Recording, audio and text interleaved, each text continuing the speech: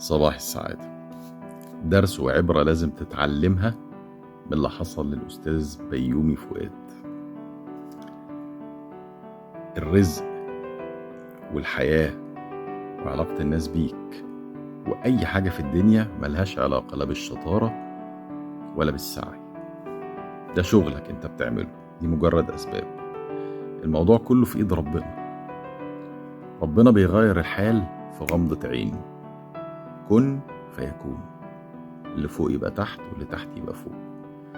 بيومي فؤاد من واحد كل الناس بتحبه، كبير والصغير، كل الناس بتقول عليه ممثل جامد، عمره ما عمل مشاكل مع حد.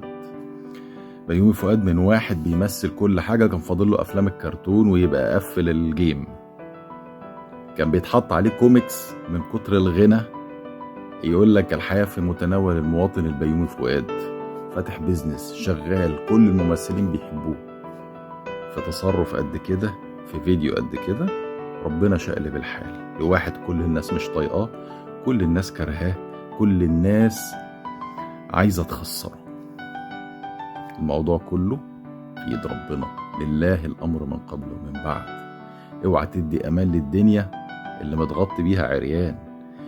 اوعى تعتمد على اي حد غير ربنا بيغير الحال في غمضة عين.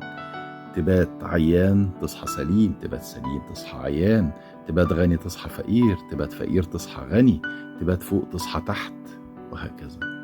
خليك مع الله، خليك مع ربنا، اعمل اللي يرضي ربنا ثم ضميرك، قول كلمة الحق دايما، وخلي رزقك على الله، وخلي أملك في الله، لأنه بيغير الحال كده زي ما تغير حال عمك بيومي أفندي.